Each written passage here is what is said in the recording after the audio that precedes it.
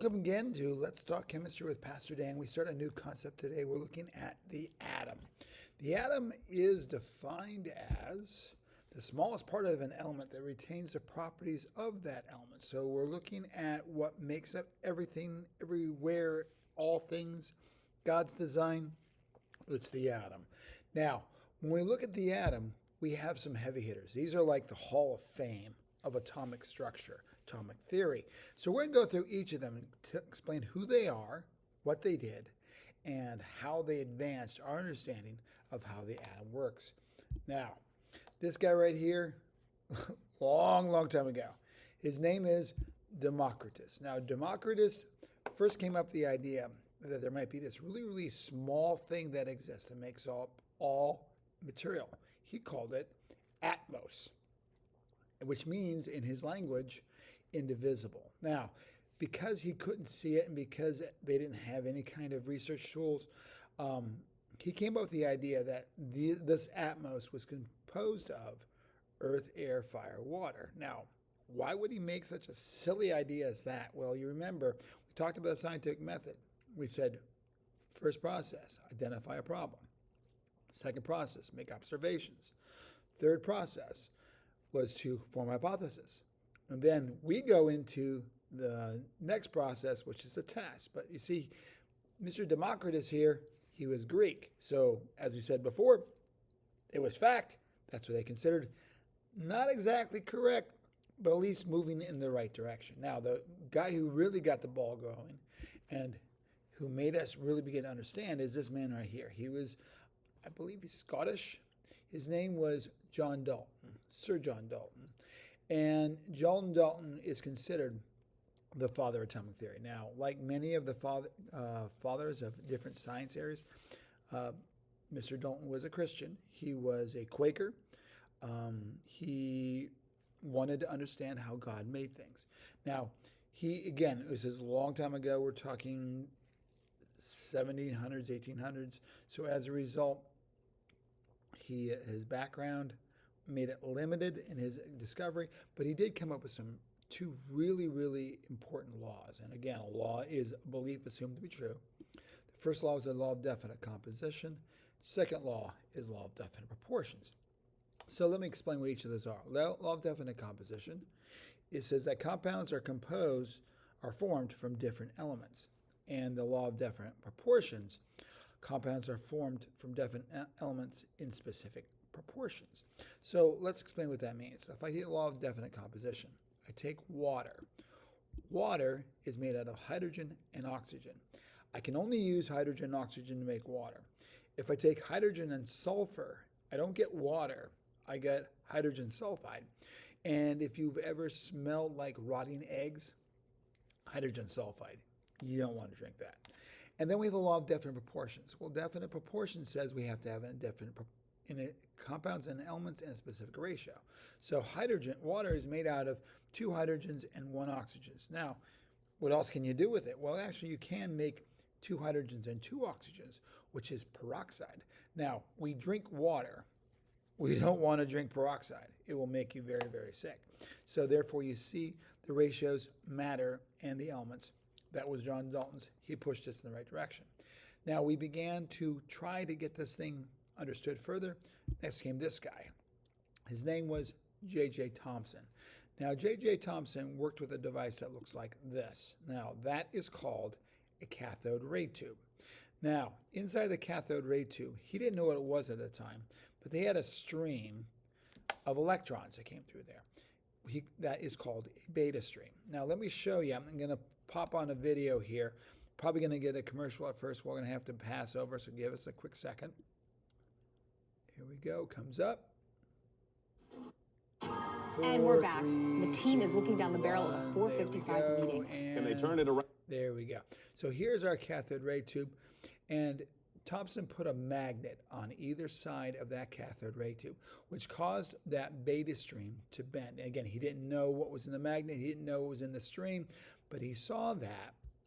And what that showed to him, that there were charged particles in there, which he named protons, neutrons, and electrons. Now, he immediately came up with the theory of the atom. Again, a theory is the best explanation of the problem. Not sure it's true or not, but we're getting in the right direction. So his theory is called the plum pudding theory. I think maybe he hadn't eaten in a while and he was a little hungry. If you were to, in the United States today, it would probably call it tossed salads theory. What plum pudding theory says is basically we have our atom right there, and protons, neutrons, electrons all sort of jumbled in there together. All right, now that held for a while till this guy came through here. Now he is Ernest Rutherford. Now Ernest Rutherford did an experiment where he fired an alpha particle. Now, alpha particles are 2 protons and 2 neutrons, a helium nuclei. He didn't know that as well at the time. And he fired at a piece of gold. Apparently, he had a lot of money. Now, if Thomson's theory is correct, it would bounce these directly back 100% because you literally have a wall of particles there. But what Rutherford found, well, here's another video. Again, commercial, what they get through. See what happens here. In 1910, Rutherford and his co-workers were studying the angles at which alpha particles were scattered as they passed through a thin gold foil. Most of the alpha particles passed through undeflected. However, a few were found to be... See what she said? They passed through. They didn't all bounce back. ...at large angles, some even back in the direction from which they had come.